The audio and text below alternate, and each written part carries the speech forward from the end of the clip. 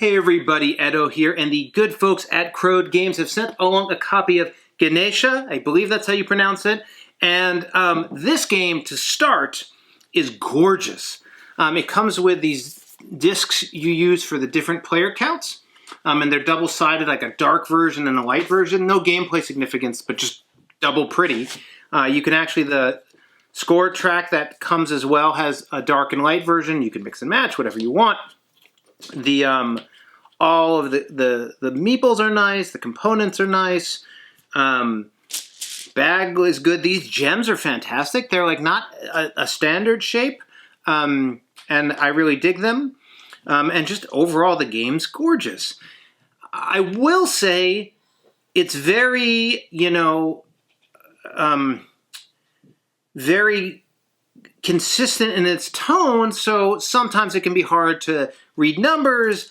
As cool as these gems are, because the ground underneath them is different different colors. Sometimes, if the blue one is over red, it looks actually a lot like the purple. And there's no other way to know the difference. So this is certainly not colorblind friendly at all. Impossibly. I mean, if you're looking at this really significantly. And so that's problematic. But even if you're not, and you're just a little bit, or the way they're set up, that can be a little bit challenging. So beauty was the #1 goal. They nailed beauty. A little bit of a sacrifice on usability, especially if you're color sensitive for this. From a gameplay perspective, what you're going to be doing is essentially going around the table, collecting, there's a couple rules here, but collecting these gems to your board, to different regions, and then moving them from your board, given some rules, to the circle. In the circle, there are different tracks for each colored gem. Yellow on the outside, red, green, purple, blue as you go in, or dark, I guess purple, whatever. Pink, depending on how you want to look at it. And each one has they have a starting lane, and you move around. And they don't have consistent points, and I'll talk about that in a little bit. But basically, you're debating when do you want to take points. Yellow is not really a big point range, but the first one to get blue gets 7 points for just being the first one. So there's sort of push-a-luck time pressure to decide when you're going to place. So what you're going to do is you start with picking up one gem, and once you've picked up a gem, you put it in one of, I guess technically you don't have to, but you're going to put the first gem in the top area. And essentially the gems in the top allow you to get a bonus pickup. So if you don't have any, you can only pick up one. But if you have a red gem, what that means is if you pick up another red gem, you get to pick up the red gem and something adjacent to it on the board. So I maybe want a yellow. Now I can put one of these up here. I can put it, when you pick them one at a time, you can put them where you want to. But what's in your top becomes relevant because it's what you're going to be able to get the bonus for next turn. And basically, you need to be taking 2 a turn, right? You can't, this is a game about collecting gems. Maybe there's a turn where you don't do it, but you always want to get as many as you can, pretty much. If you have 2 of the same color, the advantage there is that you pick one of that color, and then the other one can be from anywhere else on the board.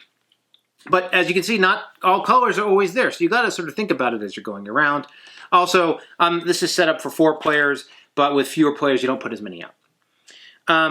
Then you're going to be going around and picking. There's this weird round marker thing, which is it starts on each player, and every turn it increments, and after 3 it goes to the next player, and when it's on that player, they get a point each time it turns, as does everyone else, except in a 4-player game, where the 4th player doesn't get it at all, which is weird, broken.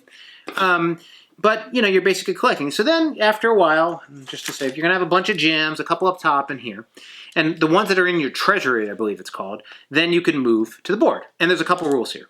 One, if you want to move a color that isn't yellow, you can do it in one of 2 ways. One, if you discard a yellow, you can bring as many of that color over. So if I've got 2 reds here, I discard a yellow, I can bring two reds to the board. However, if I don't have a yellow, or I don't want to use it for some reason, you may discard one of a color to bring the rest of that color over. So if I had more reds here, I could do it. Right now, it'd probably be better for me to drop the yellow to do the 2 reds than 1 red off and then 1 in. Yellows you can take as a group and just put out. So yellows are like your power gems, and everyone else works out normally. That's really it. It's pretty easy to teach.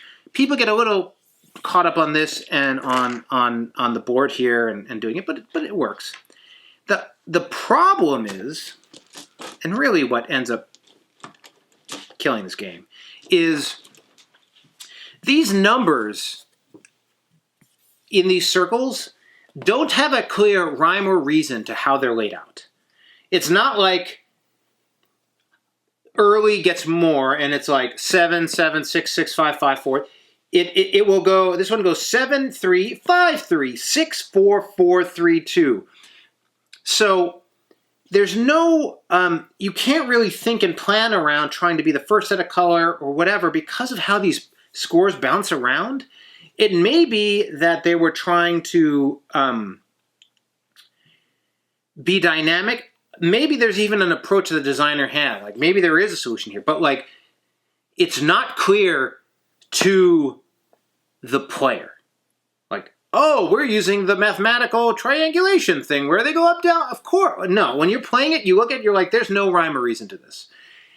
So that, coupled with the fact that when you're picking up gems, you're very beholden to the last gems you have, to what other players have taken from you, and your overall combination, you end up in this weird place where it's like, I should just hold on to my gems and then just pull. And then at the end of the game, I forgot this rule. Once everyone we've gone through a fixed number of rounds based on the number of players, you then take turns one by one placing gems. So at that point, it's like every gem you got is going to get placed. And in some ways, placing them late gives you more flexibility to like pressure people and hold off on a color, and there's some dynamic there. But without that,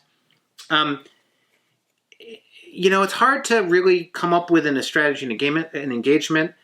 And so, it just falls flat. It's super pretty. It's playable. But given the way the gems are distributed and then given the process of laying them out and trying to score points, everyone ends up feeling like what they're doing isn't really clear and doesn't really matter. And so I don't know. There's this, it comes with another expansion, which, I don't know, doesn't really change it, but like their special ability tokens, they get placed on the board under the gem, and when you pick up the gem, you get the ability. Get an extra card, swap a thing, do a this, do a that. That makes going after a certain spot more dynamic, but doesn't really change the feeling of like, well, whatever gets me the most gems is probably what I want, and, blues are pretty valuable type of thing.